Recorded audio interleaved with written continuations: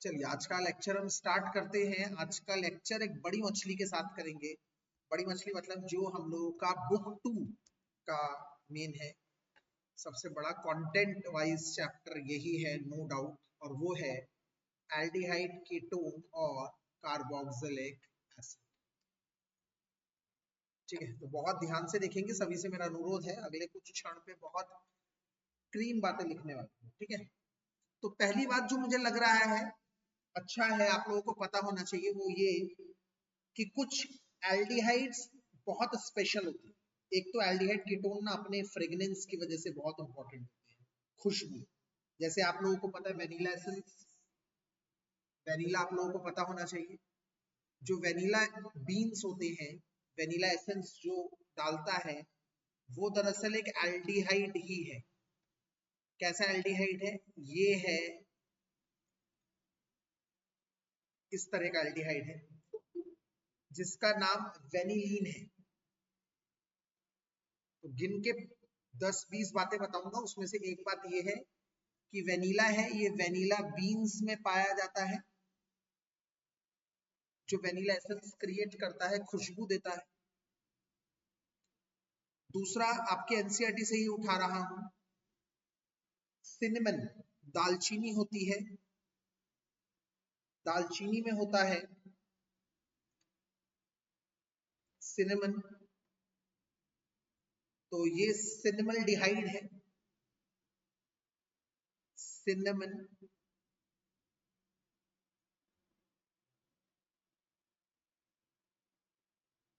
मल्डिहाइड जो सिनेमन में पाया जाता है, दालचीनी में पाया जाता है। और एक और होता है, आप लोगों को बता दूं, ये आइटम, ये आइटम क्या है? ये है सैलिसल्डिहाइड। सभी को पता है सैलिसल्डिहाइड, ये है सैलिसल्डिहाइड। और ये मिडोस्वीट से पाया जाता है, मिडोस्वीट।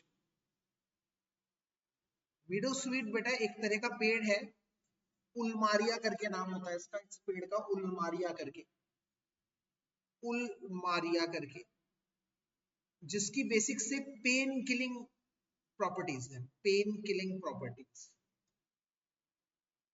पेन किलर टाइप का हम इसको अज्यूम कर सकते हैं। तो जड़ी बूटियों में सैलिसल्डिहाइड का बहुत यूज करते हैं। और मैं अगर इनका आईयूपीएसी नाम की बात करूं तो ये 1, ये 2, ये 3, ये 4, तो इसका आईयूपीएसी नाम हो जाता है, 3 पे मिथॉक्सी है और 4 पे हाइड्रोक्सी। अल्फाबेटिकली पहले हाइड्रोक्सी आता है, 4 हाइड्रोक्सी, 3 मिथॉक्सी बेंजाल्डिहाइड, ये इसका नाम है। अगर इसकी बात करूं तो यहाँ पर ये मेन चेन है, ये 1, 2, 3, तो 3 पर फिनाइल है, 3 कार्बन है, प्रोप, 2 इन और 1 पे अल, तो प्रोपीन, प्रोप 2 इन अल, इसका नाम 1, 2, 2 हाइड्रोक्सी बेंजाल्डिहाइड।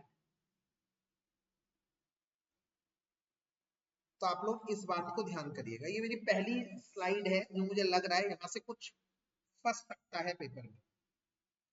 दूसरी आईयूपीएसी नेम के बारे में बताना चाहता हूं कि अगर कोई साइक्लिक कंपाउंड में कीटोन आ जाता है और साइक्लिक कंपाउंड में एल्डिहाइड आ जाता है, तो दोनों में एक बहुत बड़ा डिफरेंस होता है नाम लिखने में।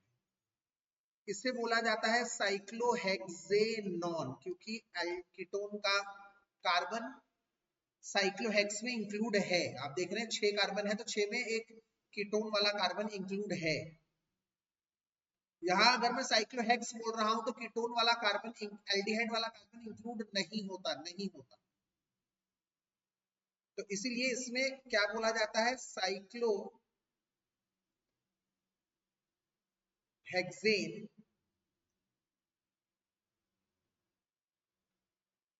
कार्बल्डिहाइड, साइक्लोहेक्सेन कार्बल्डिहाइड पूरा बोला जाता है।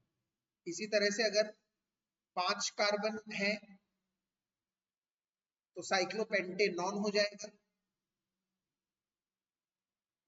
और ये हो जाएगा साइक्लोपेंटेनल, ओ सॉरी साइक्लोपेंटेन कार्बल्डिहाइड। तो एल्डिहाइड और कीटोन में ये एक बड़ा डिफरेंस आ गया। जब नाम लिखते हैं तो आप लोग प्लीज इसको ध्यान रखिएगा नाम लिखते समय।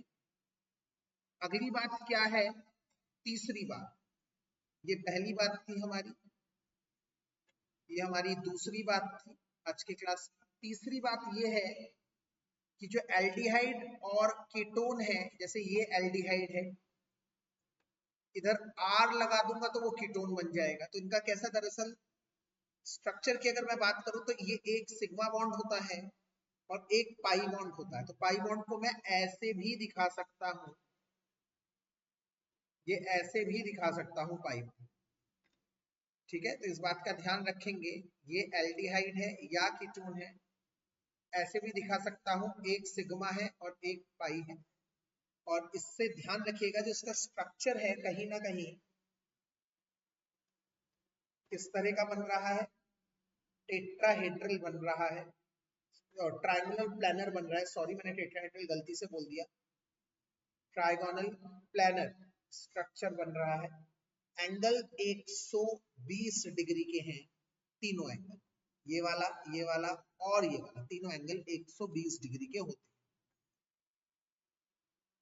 तो ये मेरी तीसरी बात थी आज के क्लास की। चौथी बात क्या है मैं जो बताऊंगा वो ये है कि एल्डिहाइड की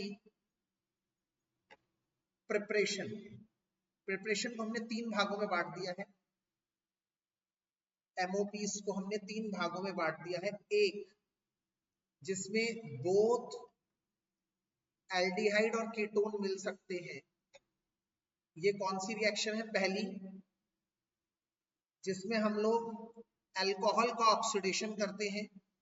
तो RCH2OH अगर 1 डिग्री अल्कोहल है तो उसके ऑक्सीडेशन से PCC उसका ऑक्सीडेशन करेगा, याद रखिएगा, पिरिडीनियम क्लोरोक्रोमेट RCHO बनाएगा। और वहीं पर अगर मैंने RCHOHR 2 डिग्री अल्कोहल ले लिया तो उसका ऑक्सीडेशन करने के लिए KMnO4H+ डालना पड़ेगा, स्ट्रॉन्ग ऑक्सीडाइजिंग एजेंट, तो उससे कीटोन बनेगा। ये पहली बात ध्यान रखिएगा आप लोग।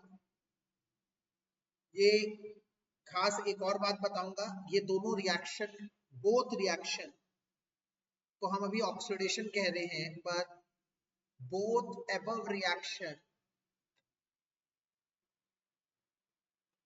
also takes place in copper at 523 का। अंतर कितना होगा, सिर्फ देखो यहाँ पर एक बहुत इंपॉर्टेंट बात मैं कहना चाह रहा हूं, कॉपर ही नहीं सिल्वर भी हो सकता है, और दूसरा अल्कोहल के वेपर्स होंगे। थोड़ा तेज बोलिए। हाँ उससे कोई फर्क नहीं पड़ता, 573 523 573। यहाँ पर इस एक्चुअली इस टेम्परेचर पर अल्कोहल वेपर्स बन जाते हैं और इन दोनों में से कोई एक मेटल लिया जाता है, हैवी मेटल लिया जाता है। तो हम ऐसे भी लिख सकते हैं, क्वेश्चन ऐसे भी आ सकता है कि what happens when 1 degree alcohol vapours, MCQ में आ जाता है, 1 degree alcohol vapours passed over silver, बताओ क्या होगा। और कुछ नहीं लिखेगा, बच्चा बता ही नहीं पाएगा जिसने नहीं पढ़ रखा। तो 1 डिग्री के अल्कोहल वेपर्स, 1 डिग्री के अल्कोहल वेपर्स, टेम्परेचर लिखूं ही ना मैं, ये लिख दूं और लिख दूं Ag के ऊपर से पास्ड होंगे तो क्या होगा, 4 ऑप्शन दे दिया जाए तो जनाब बनेगा एल्डिहाइड। इसी से तो होती है तैयारी पूरी, एल्डिहाइड, ठीक है। और तीसरा, इस रिएक्शन को कहेंगे ऑक्सीडेशन, इस रिएक्शन को कहेंगे हाइड्रोजन रिमूव हो रहा है, डिहाइड्रोजनेशन। बात एक ही है, दोनों एक ही बात है। ऑक्सीडेशन का मतलब भी हाइड्रोजन रिमूवल होता है, डिहाइड्रोजनेशन का मतलब भी हाइड्रोजन रिमूवल होता है, अंतर सिर्फ इतना है एजेंट्स का। तीसरा ओजोनोलिसिस से बन सकता है, और चौथा एल्काइन के हाइड्रेशन से। यहां मुझे लग रहा है इन सब में ये एक टॉपिक है important. R C triple bond CH में जब HOH डलता है, कई बार ये HOH नहीं लिखा होगा, फिर भी आपको ध्यान करना है, सिर्फ H+ और Hg2+ लिखा होगा तो आपको समझ जाना है H2O डलेगा ही डलेगा। नहीं लिखा हो फिर भी H जाएगा यहाँ, OH जाएगा यहाँ, तो ये बनेगा RCOH डबल बॉन्ड CH। यहाँ पे एक रीअरेंजमेंट होता है, उस रीअरेंजमेंट का नाम है टॉटोमराइजेशन। जिस रीअरेंजमेंट में क्या होगा, ये वाला डबल बॉन्ड इधर आ जाएगा और ये H इधर आ जाएगा। इसे इनॉल बोलते हैं, जिस कार्बन पे डबल बॉन्ड है उसी कार्बन पर अल्कोहल है।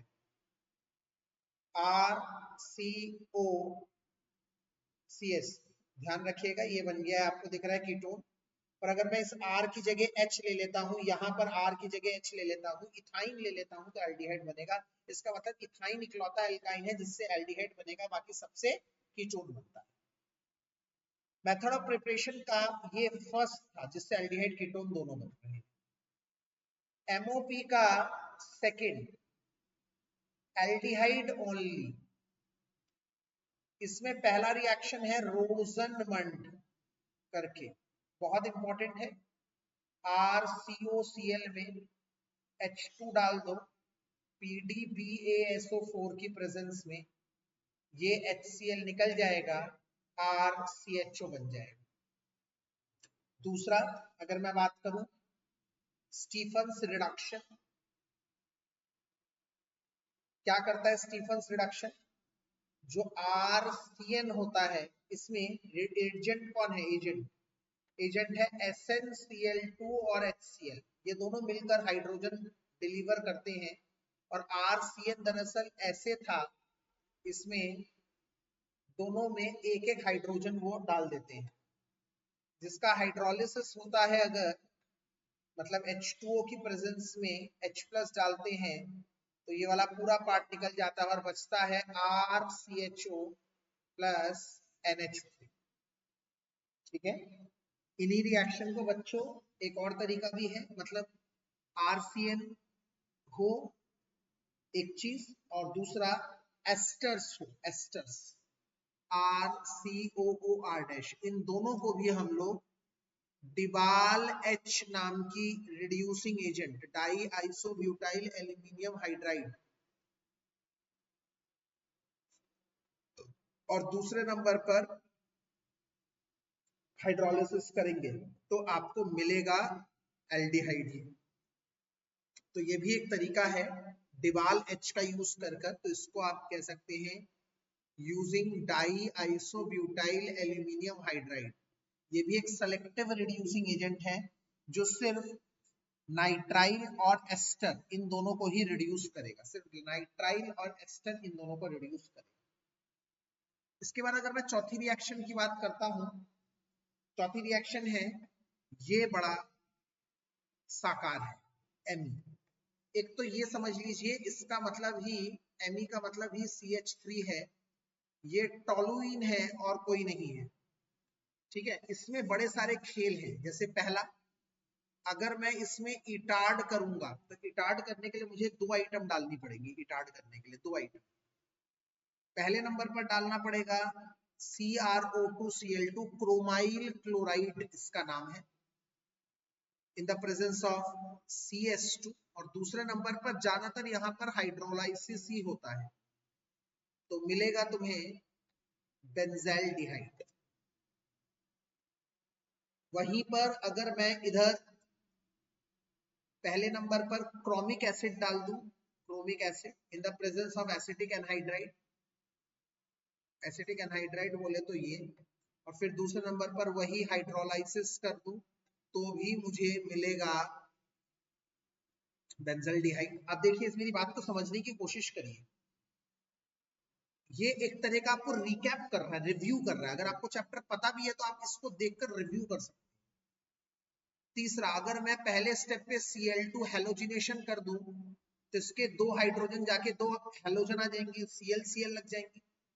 फिर उसके बाद उसमें भी हाइड्रोलाइसिस कर दूं तो उन Cl की जगह, समझिए मेरी बात, मतलब पहले स्टेप में CH3 था, उसकी जगह 2 क्लोरीन आ गए, फिर H2O डाल दिए तो 2 OH आ गए, H2O डाल दिए तो 2 OH आ गए, फिर अपने आप इसमें से H2O निकलता है, क्योंकि आपको पता है एल्काइलिडीन अनस्टेबल होते हैं और O बन जाता है। तो अल्टीमेटली ये 3 तरीके हैं जिससे आप बेंजाइलडिहाइड मिल सकता है। इसके अलावा पांचवा एक और है, इसका नाम है Gattermann coach reaction.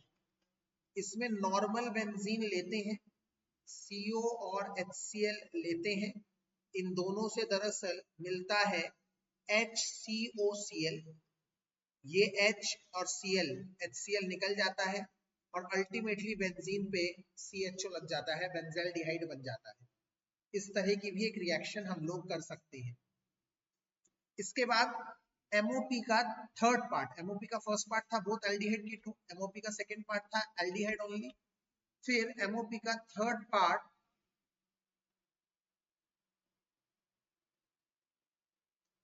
Ketone only, और इसमें 3 रिएक्शन है। एक एसाइल क्लोराइड का इस्तेमाल करके, जो पिछले साल आया 2024 में, मतलब अभी जो पेपर हुआ था तब आया था ये वाला रिएक्शन, पिछले 15 सालों में एक बार भी नहीं आया, सिर्फ पिछले साल आया ये रिएक्शन, जिसमें हम लोग क्या करते हैं, अपन RMgCl ले लेते हैं 2, और इसके साथ ले लेते हैं कैडमियम क्लोराइड मतलब CdCl।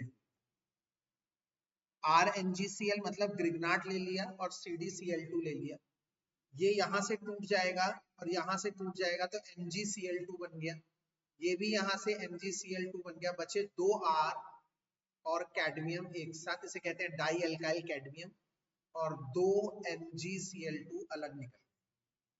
अब अगले स्टेप में क्या करना है आपको, एसाइल क्लोराइड लेना है। एसाइल क्लोराइड क्या होता है, RCOCl, R डैश ले लिया मैंने ताकि ऊपर वाले R से कुछ अलग नजर आ जाए, और वही डाई अल्काइल कैडमियम ले, जिसमें से वापस CdCl2 जो आया था वो चला जाएगा और बच जाएगा R डैश CO, और ये C से सीधे R जुड़ जाएगा R, ऐसे ऊपर भी बनेगा नीचे भी बनेगा, और CdCl2 दो अलग निकल जाएगा। ये एक रिएक्शन है।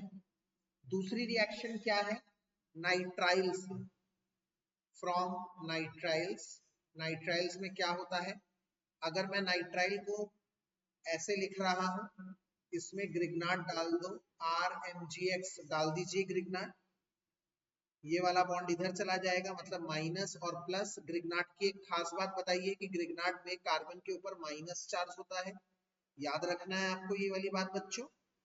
अब R किसके पास जाएगा, कार्बन, कार्बन के पास जाएगा, Mg नाइट्रोजन के पास जाएगा, तो बन जाएगा RC, नीचे R dash, double bond N, MgX, जिसमें अगर H2O डालते हो तो ये वापस ऐसे टूट जाएगा और RCO R डैश कीटोन बनाते हैं।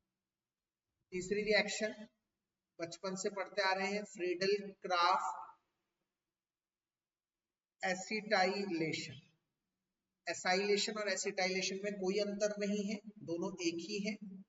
मैं आपको अभी अंतर एक बार दोबारा बता देता हूं अगर आप भूल गए। ये बेंजीन है, ये CH3COCl है, ये H इस Cl के साथ चला जाएगा, AlCl3 की प्रेजेंस में होता है ये रिएक्शन, इधर COCH3 लग जाएगा।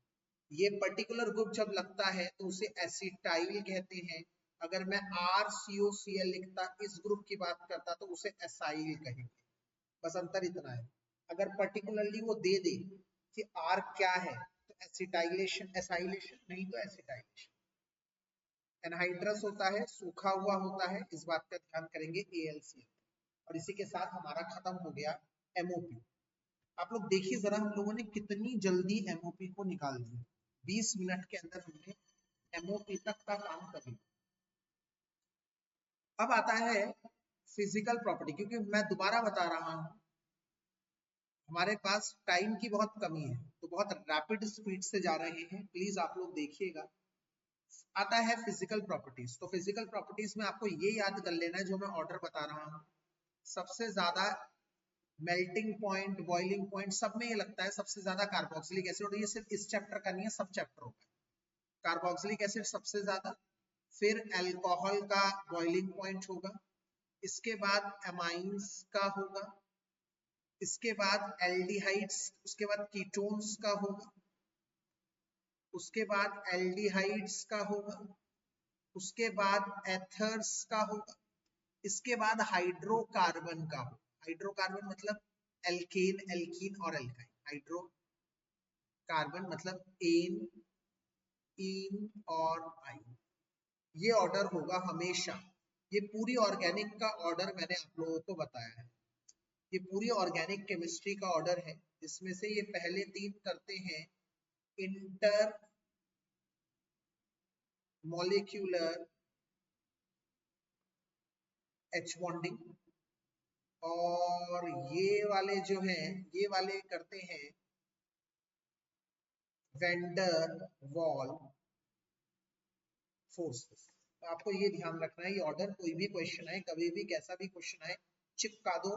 ये सबका है। जैसे मान लो आपके क्वेश्चन में अल्कोहल है, एल्डिहाइड है, एथर है, हाइड्रोकार्बन है, तो इन चारों का ये ऑर्डर होगा। मान लो एल्डिहाइड एमाइंस है, तो ये ऑर्डर होगा। तो कोई भी आ जाए, ये पूरे फंक्शनल ग्रुप आपके पूरे सिलेबस का ये ऑर्डर बता दिया। सबसे बड़ी बात मैंने यहाँ पे कर दी। अब आते हैं हमारे केमिकल प्रॉपर्टीज। तो केमिकल प्रॉपर्टीज को यहाँ पर 4 भागों में बांटा गया है। पहला ए पार्ट, न्यूक्लियोफिलिक एडिशन। दूसरा B part, nucleophilic addition followed by dehydration. C part, oxidation. D part, reduction. E part, reaction of alpha hydrogen. ठीक है, मैं डिटेल में सारी रिएक्शन बिल्कुल नहीं बताऊंगा, आप लोगों को मैं बता रहा हूँ। एक वन शॉट मैंने किया था, उसका लिंक आज दोनों का लिंक मैं शेयर कर दूंगा। जिसको डिटेल वाला चाहिए वो देख ले। अभी मैं सिर्फ मोटी बातें बताऊंगा और क्वेश्चन आंसर पे मूव करेंगे। पहला, न्यूक्लियोफिलिक एडिशन में पहला मेन बात क्या लग रहा है। एक और बात आप लोगों को बता दूं, न्यूक्लियोफिलिक एडिशन का मैकेनिज्म इस बार आया है 2024 में। ये भी बड़ा अनएक्सपेक्टेड सा क्वेश्चन था। पिछले 16 साल में कभी ये क्वेश्चन नहीं है। हर बार मैकेनिज्म किसका आता है, अल्कोहल वाले चैप्टर से आता है।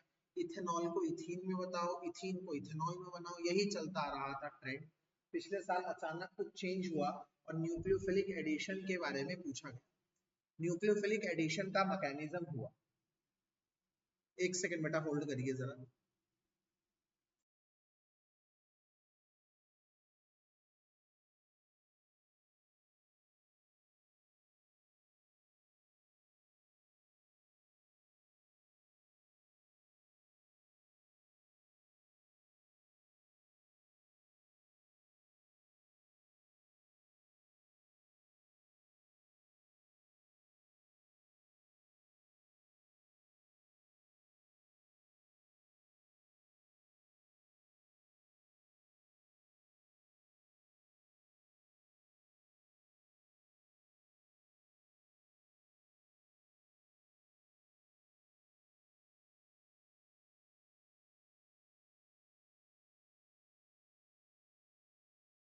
ठीक है, चलो बेटा मैं एक बार और, मेरा ऑडियो वीडियो आ रहा है क्लियर है, एक बार चेक कर दीजिए। हाँ, सॉरी फॉर द डिस्टर्बेंस। तो मैंने क्या कहा कि न्यूक्लियोफिलिक एडिशन मैं करवा रहा हूँ। इसका मैकेनिज्म इस साल आया, तो वो बड़ा अलग था, ध्यान करना है आप लोगों को। क्या है मैं आपको बताता हूँ। मान लीजिए ये ये है एल्डिहाइड और कीटोन। ये है एल्डिहाइड और कीटोन, कोई सा भी मैकेनिज्म आ जाए आपको ये लिखना है। अभी इसका स्ट्रक्चर प्लानर होता है, ट्राइगोनल प्लानर, मैंने पीछे बताया। और इसका हाइब्रिडाइजेशन sp2। देखो कैसे क्वेश्चंस, कितने तरह के क्वेश्चन आ सकते हैं मैं भी बताऊंगा। इसमें सबसे पहले न्यूक्लियोफाइल ऐड होता है। कैसे न्यूक्लियोफाइल कहाँ ऐड होता है, न्यूक्लियोफाइल ऐड होता है, ये बॉन्ड इधर जाएगा, ये माइनस है तो ये प्लस आएगा, तो न्यूक्लियोफाइल जाएगा कार्बन। तो जैसे ही कार्बन पे जाएगा तो कार्बन अब ध्यान से देखिए, कार्बन अब R से तो जुड़ा ही है। इसको ना ऐसे बनाओगे तो ज्यादा फायदे का सौदा रहेगा। ऐसे ऐसे बनाओ।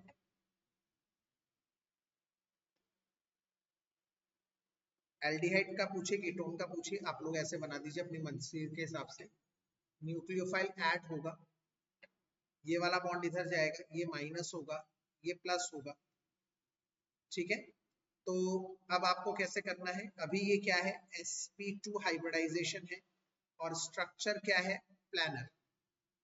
अब क्या होगा, ये न्यूक्लियोफाइल कार्बन पे एंटर करेगा, तो RCO माइनस, अब R भी आ चुका, न्यूक्लियोफाइल भी आ चुका है, और R और H तो पहले से ही जुड़े थे। तो अब इसका स्ट्रक्चर आप ध्यान से देखेंगे तो टेट्राहेड्रल बन गया है,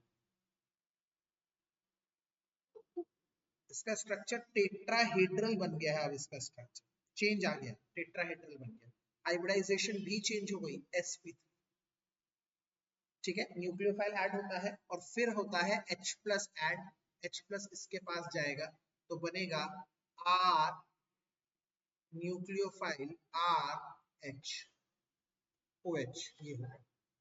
ये मैकेनिज्म आई थी 2024 में। अब मुझे क्या लग रहा है ना यार, इसमें क्या नई चीज हो सकती है, इसमें नई चीज हो सकती है, पहली चीज पूछे क्या हाइब्रिडाइजेशन से क्या हाइब्रिडाइजेशन में चेंज आ रहा है, एमसीक्यू पूछ ले, sp2 से sp3, sp3 से sp2, ऐसा पूछ सकता है। स्ट्रक्चर में कहां से कहां चेंज आ रहा है, ऐसा क्वेश्चन पूछ सकता है। और अगर मैं कहूं मुझे एक क्वेश्चन, सर एक क्वेश्चन बताओ जो आपको लग रहा है यहां से आ सकता है इस बार, तो 2025 का मुझे लग रहा है क्वेश्चन यहां से क्या बन रहा है, इसका पहला स्टेप होता है RDS स्लो और दूसरा स्टेप होता है फास्ट। तो ये पूछा जा सकता है इसमें से कौन सा रेट डिटरमाइनिंग स्टेप होता है जी, पहला रिएक्शन होता है, पहला स्टेप जिसमें न्यूक्लियोफाइल ऐड होता है, जिसमें sp3 से sp2 से sp3 बन रहा है, ये होता है स्लो। तो न्यूक्लियोफिलिक एडिशन वाला स्टेप स्लो होता है और यही होता है रेट डिटरमाइनिंग स्टेप। तो आप लोग ये एक बहुत अच्छा क्वेश्चन मुझे लग रहा है पूछा जा सकता है, और क्योंकि इस आरडीएस में दोनों की कॉन्सेंट्रेशन अफेक्ट करती है, ये भी और ये भी, तो इसलिए ये बाई मॉलिक्यूलर होता है, बाई मॉलिक्यूलर एडिशन, ठीक है ना। तो दो मॉलिक्यूल असर करते हैं, ये क्वेश्चन मुझे लग रहा है। इसके अलावा एक बहुत टाइम से ये क्वेश्चन भी आया हुआ है, नहीं आ रहा है, कि ये एल्डिहाइड है और ये कीटोन है, ये हर बार आता है पर इस बार बहुत दिन से नहीं आ रहा है। इन दोनों में से कौन ज्यादा रिएक्टिव होगा, कौन ज्यादा रिएक्टिव होगा न्यूक्लियोफिलिक एडिशन रिएक्शन के प्रति।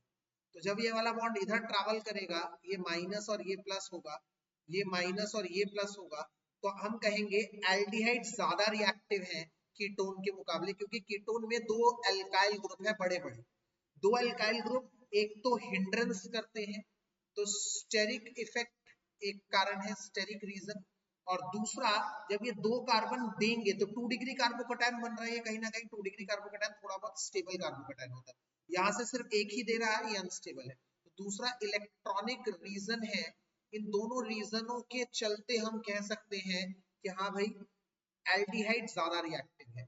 इस क्वेश्चन को ना शायद इस तरह से ना पूछे बच्चों, शायद इस तरह से ना पूछे, तो सर कैसे पूछ सकता है, इस रिएक्शन को पूछने का एक दूसरा तरीका हो सकता है, वो कंपाउंड दे देगा, वो कंपाउंड दे देगा, जैसे बोलेगा एक है बेंजाल्डिहाइड और एक है प्रोपेनल, बताओ कौन ज्यादा रिएक्टिव है, आप लोगों के एनसीईआरटी के एग्जांपल बता रहा हूं मैं, तो आप कहेंगे सर ये तो दोनों एल्डिहाइड है। भैया दोनों एल्डिहाइड होने से क्या होता है, इसमें तो स्टेरिक हिंड्रेंस ज्यादा है, इसमें रेजोनेंस हो रहा है, प्लस चार्ज स्टेबल है, तो ज्यादा रिएक्टिव कौन है इधर। तो इसका मतलब जरूरी नहीं है कि ये रीजन सिर्फ काम करेंगे कीटोन में, एल्डिहाइड में भी काम कर सकते हैं, कीटोन में भी काम कर सकते हैं, जिसमें स्टेरिक मतलब साइज बड़ा है उसकी रिएक्टिविटी कम है, जिसमें पॉजिटिव चार्ज रेजोनेंस स्टेबलाइज हो रहा है वो स्टेबल है। तो ध्यान रखना ये दो कारण हैं जिससे हम बता सकते हैं कौन ज्यादा रिएक्टिव है कौन कम रिएक्टिव है। ऐसे 3-4 कंपाउंड भी दे देगा और उसमें से अरेंज करना पड़ेगा, ये भी एक बहुत अच्छा क्वेश्चन बन रहा है। इसके अलावा बाकी HCN के साथ साइनोहाइड्रिन बनता है, ऑक्साइन बनता है, ये सब चीजें आप लोगों को बहुत बार करा रखी है, देख लीजिए। मुझे यहाँ से कुछ इतना अच्छा खास वाइब्स आ नहीं रही किसी चीज में से यहाँ पर से। बाकी अगर मैं बात करता हूँ रिडक्शन रिएक्शन की, तो रिडक्शन रिएक्शन में एक बहुत इंपॉर्टेंट चीज है कि चाहे एल्डिहाइड हो चाहे कीटोन हो, हमें इससे कोई फर्क नहीं पड़ता, हमें कार्बोनाइल ग्रुप से फर्क पड़ता है। ये कार्बोनाइल ग्रुप है और ये कार्बोनाइल ग्रुप रिड्यूस हो जाता है, रिड्यूस हो जाता है किसमें?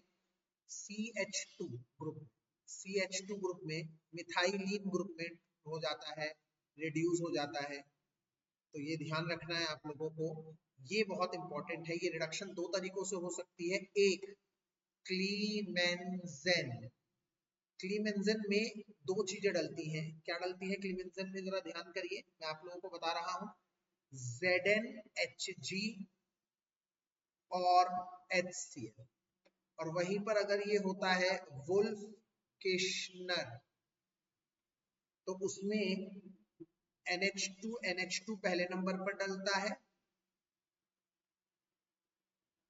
दूसरे नंबर पर डलता है KOH in the presence of ethylene glycol, ET glycol, in the presence of ET glycol. ये याद रखने की बात है आप लोगों का। इसके अलावा अगर मैं अगली स्लाइड में कुछ ऑक्सीडेशन रिएक्शन की बात बताऊं, तो भाई ध्यान रखना, जब एल्डिहाइड और कीटोन को डिफरेंस करने के लिए आए तो आप टॉलेन का यूज करेंगे। और पेपर में ना अगर आपको रिएक्शन नहीं आ रही, पेपर में डिस्टिंग्विश करने को आ जाए, आप सिर्फ टेस्ट का नाम लिख देंगे तो पूरे मार्क्स मिल जाते हैं कि कौन वो टेस्ट देगा। जैसे आपको थोड़ा सा डाइसी है, आप बस इतना लिख दीजिए कि aldehyde will give Tollens test, बस बात खत्म। एक प्रोपेनल है, एक प्रोपेनॉन है, डिस्टिंग्विश करना है, propanal will give Tollens test, पूरे नंबर मिल जाएंगे आप, ठीक है। तो टॉलेंस टेस्ट हो सकता है, टॉलेंस टेस्ट कौन देता है? एल्डिहाइड ओनली, एल्डिहाइड देते हैं। इससे क्या पॉसिबल क्वेश्चन पूछे जा सकते हैं? अगर पेपर थोड़ा सा वैसा आता है टेढ़ा, तो इसका कॉमन नेम क्या है? कॉमन नेम है अमोनिकल सिल्वर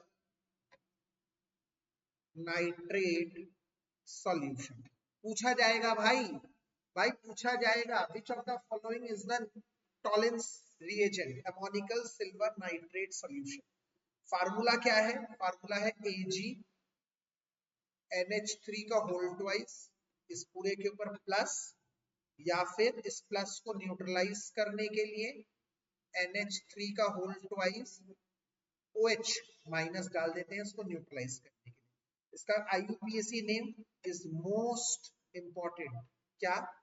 दो अमाइन है, डाई अमीन,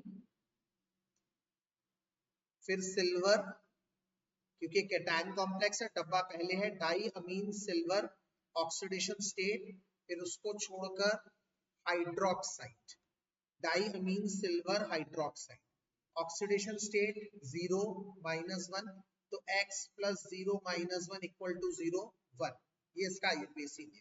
एक और क्वेश्चन पूछा जाएगा कि अगर पेपर थोड़ा सा टफ आता है, देखो हम हर तरह की तैयारी कर रहे हैं इसलिए हमें ना कोई गम नहीं है, पेपर कैसा भी आ जाए हर तरह की तैयारी होनी चाहिए आपको, कि किस ऑक्सीडेशन स्टेट का कितना ऑक्सीडेशन स्टेट का चेंज होता है सिल्वर के लिए, एन फैक्टर क्या रहता है। तो यहाँ सिल्वर Ag प्लस से चेंज होता है Ag में, तो Ag प्लस से Ag में चेंज होता है, इसका मतलब इसका एन फैक्टर 1 है, एन फैक्टर 1 है। ये बहुत इंपॉर्टेंट है आप लोगों के लिए जानना। ऑक्सीडेशन स्टेट में कहां से कहां बदलाव आ रहा है? +1 to 0 फॉर सिल्वर। इसकी रिएक्शन एक बार याद दिला देता हूं, RCHO में दो रिएजेंट डाल देने हैं, दो टॉलेंस डाल देने हैं। टॉलेंट कैसे होंगे? Ag NH3 का होल ट्वाइस OH, हीट करेंगे इसे, दो रिएजेंट डाल दोगे तो क्या होगा? ध्यान से देखना, दो Ag निकलेंगे सबसे पहले, क्योंकि Ag एक हैवी मेटल होता है, नीचे सेटल डाउन हो जाएगा, सेटल डाउन हो जाएगा तो नीचे मिरर काइंड ऑफ अपीयरेंस देगा, इसकी वजह से इसको मिरर टेस्ट भी कहते हैं। उसके बाद दो दूनी 4 NH3 निकलेंगे, कितना इजी बता रहा हूं, ध्यान रखना। उसके बाद दो OH होंगे, तो दो OH में से एक H2O निकलेगा और एक नेसेंट ऑक्सीजन बचेगा जो आपके एल्डिहाइड को ऑक्सीडाइज करवाएगा, RCOOH में ऑक्सीडाइज करेगा। तो आपका एल्डिहाइड ऑक्सीडाइज हो जाएगा कार्बोक्सिलिक एसिड। ये चीज एक बार ध्यान रखिएगा, ठीक है। चल, अब फेलिंग टेस्ट दूसरा। फेलिंग के बारे में क्या क्या पढ़ना है? फेलिंग के बारे में ये पढ़ना है कि फेलिंग दरअसल फेलिंग ए और फेलिंग बी के मिक्स होने से बनता है। जो मैं पढ़ा रहा हूं बस उतना करो अभी। फेलिंग ए और फेलिंग बी के मिक्स होने से बनता है। फेलिंग ए होता है ब्लू कलर का ब्लू विट्रॉल, इसे ब्लू विट्रॉल भी कहते हैं, blue vitriol CuSO4 blue colour का होता है। इसमें 5 H2O होते हैं उसके साथ। और फेलिंग बी क्या है? फेलिंग बी है NaOH मतलब बेस प्लस रॉशेल सॉल्ट। रॉशेल सॉल्ट क्या होता है? रॉशेल सॉल्ट होता है सोडियम पोटेशियम टार्टरेट, इन दोनों से मिलकर बनता है, इन दोनों से मिलकर बनता है Cu2+ आयन बनता है। जो Cu2+ एल्डिहाइड या कीटोन के साथ मिलकर बन जाता है Cu+ और ये बन जाता है एसिड RCOOH। इधर क्या था? इधर इसके साथ एल्डिहाइड डाला था, उधर क्या बन गया था? RCOOH के साथ RCOOH के साथ Ag मिला था, Ag+ Ag बन रहा था। यहाँ पर Cu2+ बन रहा है Cu। जी हाँ, यहाँ पर भी n फैक्टर 1 है। वहां चेंज आया था, टॉलन में चेंज आया था Ag+ से Ag। पेपर में पूछा जाएगा टॉलन में Ag+ से Ag, यहाँ Cu2+ से Cu+। n फैक्टर दोनों में 1 है, दोनों में n फैक्टर 1 है। दोनों में डिफरेंस क्या है? बस इतना कि टॉलन सारे एल्डिहाइड को करता है, ऑल एल्डिहाइड मतलब एलिफेटिक ओपन चेन वाले एंड एरोमेटिक दोनों एल्डिहाइड को करता है, एल्डिहाइड्स को करता है। और ये ओनली एलिफेटिक मतलब बेंजीन वालों को ये नहीं कर पाता, ओनली एलिफेटिक एल्डिहाइड। इसका मतलब अगर कल को पेपर में डिफरेंस आ जाए इसमें और इसमें डिफरेंस क्या है बताओ तो जरा, तो हम लोग क्या करेंगे? ये टॉलन देगा, ये टॉलन देगा। पर फेलिंग की बात करूं तो ये फेलिंग नहीं देगा, ये फेलिंग देगा। तो दोनों एल्डिहाइड्स को डिफरेंस करने का तरीका ये एक है। एक और बात बता दूं आप लोगों को, बड़ी इंपॉर्टेंट, वो है ये मिथेनोइक एसिड और इथेनोइक एसिड, इनमें भी डिफरेंस पूछा जा सकता है। मिथेनोइक एसिड और इथेनोइक एसिड में भी डिफरेंस पूछा जा सकता है। आप क्या करोगे भैया? सुन लो मेरी बात, डबल स्टार टॉपिक। ये टॉलन टेस्ट देगा। तुम कहोगे sir Tollens test are only meant for aldehyde. भैया ये इकलौता ऐसा कार्बोक्सिलिक एसिड है जो टॉलेंस टेस्ट देगा। मतलब इसको जब AgNH3 का होल ट्वाइस OH के साथ ट्रीट करोगे तो ये CO2 गैस बनाता है, ये पूरी चीज CO2 गैस बनाता है। बाकी एज इट इज Ag मिलता है, एज इट इज NH3 मिलता है और H2O मिलता है, ये CO2 गैस मिलता है। जबकि यहाँ पर ये डालोगे तो नो रिएक्शन होगी। इसका मतलब इथेनोइक एसिड और मिथेनोइक एसिड में डिफरेंस आएगा। ये मैं आज दूसरी बार 2025 लिख रहा हूँ। अगर पेपर थोड़ा सा हाई एंड लेवल पे आएगा तो पूछेगा इथेनोइक एसिड और मिथेनोइक एसिड के बीच का डिफरेंस, तो उसमें आप लिखेंगे इथेनोइक एसिड टॉलन टेस्ट नहीं देता, methanoic acid is the only carboxylic acid which gives Tollens test. और टॉलन टेस्ट देने के बाद वो क्या होता है? वो CO2 गैस बनाता है। ये बात आप करेंगे। इसके बाद एक बहुत इंपॉर्टेंट और है थर्ड ऑक्सीडेशन, वो है आयोडोफॉर्म। आयोडोफॉर्म क्या होता है? जिसके अंदर RCOCH3, जिसके अंदर COCH3 ग्रुप होता है। इस ग्रुप को बच्चों मिथाइल कीटोन ग्रुप कहते हैं, मिथाइल कीटोन, जिसमें अगर NaOH और I2 डाल दिया जाए तो यहाँ पर क्या मिलता है? यहाँ मिलता है येलो कलर का CHI3, येलो कलर का आयोडोफॉर्म मिलता है, येलो कलर का आयोडोफॉर्म मिलता है। प्लस इसके साथ और क्या मिलता है, इसके बाद यहाँ पर कार्बन के अलावा R में 2 कार्बन थे तो एक कार्बन चला जाता है तो एक कार्बन कम का एसिड मिलता है, सोडियम सॉल्ट मिलता है। ये बहुत इंपॉर्टेंट है, ध्यान रखिएगा। इसमें एक और चीज है, वेरिएशन आ सकता है, NaOH और I2 की जगह पूछा जा सकता है NaOI डाल देंगे तो क्या होगा, इसे कहते हैं सोडियम हाइपो आयोडाइड। कल को पूछ ले CH3CHO में NaOI डाल देंगे तो क्या होगा, तो आपको समझना पड़ेगा ये आयोडोफॉर्म वाला काम ही करता है। तो यहाँ पर ये क्या बनेगा, CHI3 बनेगा जो मैंने आपको बताया, और एक कम कार्बन का एसिड, यहाँ 2 कार्बन है तो एक कार्बन का एसिड ये बनेगा। कोई भी हल्की चीज नहीं बता रहा मैं इधर आज क्लास में, कोई भी नॉर्मल चीज नहीं बता रहा, अच्छी चीजों पे मेरा आज का फोकस है, तो ध्यान से सुनते रहिए। एक और बड़ी अच्छी चीज बता रहा हूँ, कई बार क्या होता है अल्कोहल्स में आपस में डिस्टिंग्विश करने के लिए आ जाता है, तो अल्कोहल में आपस में आप डिस्टिंग्विश कैसे करेंगे, अल्कोहल्स में कैसे डिस्टिंग्विश करेंगे, 2 डिग्री अल्कोहल और इस तरह के, जैसे ध्यान से देखो मैं आपको क्या बता रहा हूँ, जैसे CH3CHOH CH2 CH2 CH3 CH3 CH2 CHOH CH2 CH3। अब तुम कहोगे सर ये तो पेंटेन 2 ऑल है और सर ये पेंटेन 3 ऑल है। एक और देखो CH3 CH2OH ये है इथेनॉल, CH3OH ये है मीथेनॉल। कोई भी हल्की चीज नहीं बता रहा, ध्यान से देखो, पेपर में आ जाए डिफरेंस करो, अच्छों के उड़ जाएंगे तोते, फिर कहेंगे सर पेपर तो टफ आया था। अरे कैसी बातें कर रहे हैं, सुन लो मेरी बात। अगर मैं ऊपर वाले की बात करूं, ये भी 2 डिग्री अल्कोहल है, ये भी 2 डिग्री अल्कोहल है, लूकस टेस्ट नहीं कर सकते क्योंकि लूकस टेस्ट में 2 डिग्री अल्कोहल 5 मिनट के अंदर अंदर टर्बिडिटी देता है। नीचे ये भी 1 डिग्री अल्कोहल है, ये भी 1 डिग्री अल्कोहल है, Lucas test again we can not perform, why, because both are 1 degree alcohol, both will give turbidity upon heating. So what is the difference, how can we distinguish between these type of alcohols? Well, Lucas test is not available.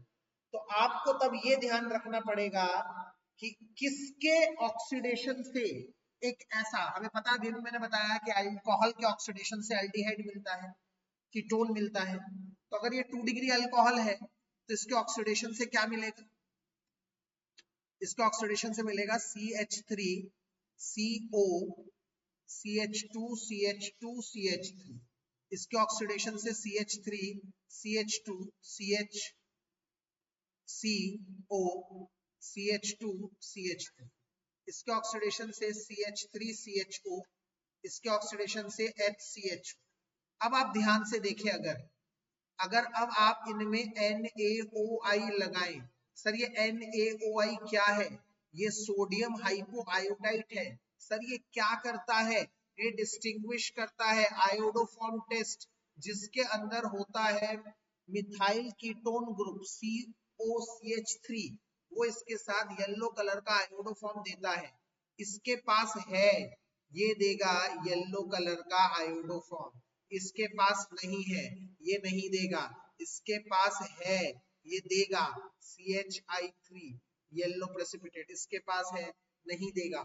इसका मतलब alcohol भी iodoform test देते हैं, इस बात को याद रखिएगा। अल्कोहल भी, वो अल्कोहल जिनके ऑक्सीडेशन से ऐसा एल्डिहाइड या कीटोन बने जिसके अंदर COCH3 ग्रुप हो, वो अल्कोहल जिसके ऑक्सीडेशन से ऐसा एल्डिहाइड या कीटोन बने जिसके पास COCH3 ग्रुप हो, वो देगा आयोडोफॉर्म टेस्ट, इस बात को याद कर लो। इसके बाद अगली चीज, सर थोड़ा सा रिएक्शन ऑफ अल्फा हाइड्रोजन के बारे में बताइए। तो रिएक्शन ऑफ अल्फा हाइड्रोजन में क्या है, 2 तरह के होते हैं ये। अगर तो आपके पास अल्फा हाइड्रोजन प्रेजेंट है, अल्फा हाइड्रोजन प्रेजेंट है अगर, तो ये जाते हैं एल्डोल। क्यों, क्योंकि अल्फा हाइड्रोजन एसिडिक होते हैं। अगर पूछे आपसे एग्जाम में अल्फा हाइड्रोजन वाले एल्डोल क्यों जाते हैं, क्या खास बात होती है, उनके अंदर होते हैं अल्फा हाइड्रोजन जो एसिडिक होते हैं। पेपर में दोबारा से पूछे वो एसिडिक क्यों होते हैं, why they are going to considered as acids, क्योंकि after the losing H plus alpha hydrogen जाने के बाद बची हुई चीज में रेजोनेंस स्टेबलाइजेशन होता है। तो क्या है, रेजोनेंस स्टेबलाइजेशन। तो अगर आपसे पूछे कि क्यों अल्फा हाइड्रोजन इतना इंपॉर्टेंट होता है, अल्फा हाइड्रोजन वाले एल्डोल दिखाते हैं, क्योंकि वो अल्फा हाइड्रोजन एसिडिक होते हैं। काउंटर क्वेश्चन, अल्फा हाइड्रोजन क्यों एसिडिक होते हैं, क्योंकि H प्लस देने के बाद वो रेजोनेंस स्टेबलाइज होते हैं। वहीं पर अगर अल्फा हाइड्रोजन एब्सेंट हो, अगर नहीं है, तो वो हमेशा क्या जाते हैं, वो हमेशा जाते हैं कैनिजारो। कैनिजारो एक डिसप्रपोर्शनिएशन रिएक्शन है, इकलौता आप लोगों के सिलेबस में इनऑर्गेनिक ऑर्गेनिक में। डिसप्रपोर्शनिएशन मतलब जिसमें एक ही आइटम का ऑक्सीडेशन और एक ही आइटम का रिडक्शन दोनों एक साथ हो, उसे डिसप्रपोर्शनिएशन रिएक्शन कहते हैं। ध्यान रखिएगा, ठीक है। अब दोनों में एक और बड़ा डिफरेंस बता रहा हूं। दोनों में एक और बड़ा डिफरेंस ये है कि इसमें डाइल्यूट NaOH लिया जाता है, यहाँ जगह नहीं है भैया। एल्डोल में डाइल्यूट NaOH लिया जाता है, याद कर लो, या फिर डाइल्यूट BaOH का होल ट्वाइस। ये दोनों अगर आ गए तो आंख बंद कर कर अल्फा हाइड्रोजन है तो आप कैनिजारो कर दो, ठीक है। और अगर इसकी बात आती है तो ये कॉन्सेंट्रेटेड NaOH की प्रेजेंस में होता है। कॉन्सेंट्रेटेड NaOH मतलब NaOH कॉन्सेंट्रेट होना चाहिए या फिर कॉन्सेंट्रेटेड KOH। अगर ये दोनों आ गए तो आप पहचान कर लीजिएगा डिसप्रपोर्शनिएशन रिएक्शन है, कैनिजारो रिएक्शन है। बेसिकली कैनिजारो दो ही कंपाउंड देंगे आपके सिलेबस में, या तो कहीं मीथेनॉल आ जाए, इसके पास कोई अल्फा हाइड्रोजन नहीं है, या अगर बेंजीन में अगर कोई कैनिजारो दे आंख बंद कर कर, इसके पास भी कोई अल्फा हाइड्रोजन नहीं है। तो इसका मतलब या तो वो मीथेनॉल होगा जो कैनिजारो दे रहा है, या तो वो बेंजाइल्डिहाइड होगा जो कैनिजारो दे रहा है। तो अगर इसमें मैं कॉन्सेंट्रेटेड NaOH डाल दूं तो एक मोल का ऑक्सीडेशन हो जाएगा और एक मोल एसिड बन जाएगा।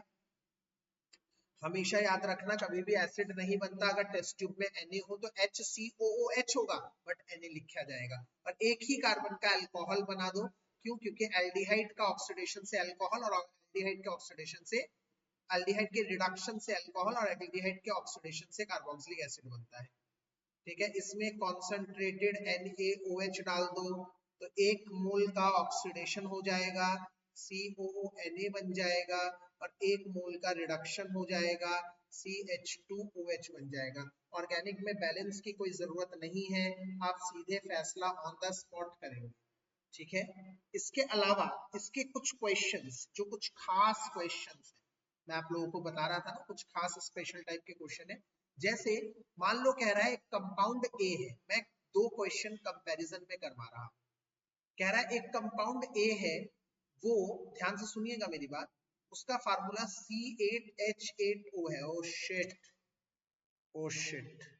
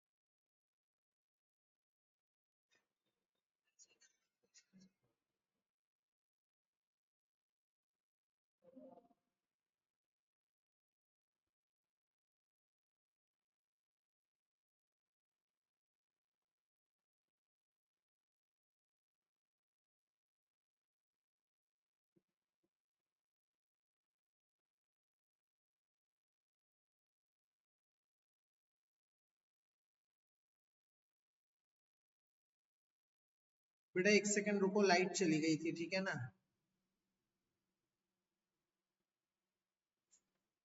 लैपटॉप की बैटरी में मेरी डिप हो गई है भैया, तो फंस गए।